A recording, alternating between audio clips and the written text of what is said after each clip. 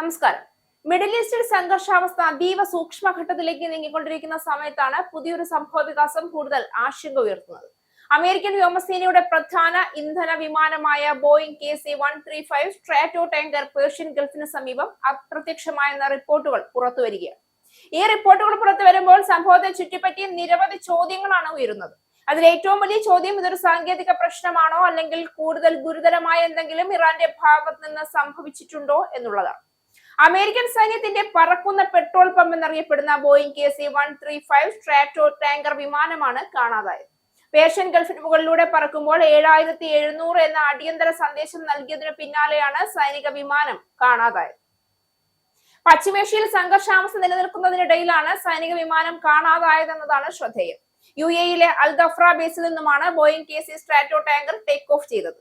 ഖത്തറിന് സമീപത്ത് വെച്ചാണ് ഈ വിമാനവുമായുള്ള ബന്ധം നഷ്ടമായത്. താഴ്ന്ന് പറക്കുന്നതിന് മുൻപായി വായുവിൽ വൃത്താകൃതിയിലുള്ള പാറ്റേൺ വരച്ചാണ് വിമാനം അപായ സൂചന നൽകിയത്. പറക്കുമ്പോൾ വിമാനത്തിൽ നിന്ന് 7700 എന്ന അടിയന്തര അപകട സന്ദേശം ലഭിച്ചതായി ഫ്ലൈറ്റ് റഡാർ 24 ഡേറ്റ വ്യക്തമാക്കുന്നു.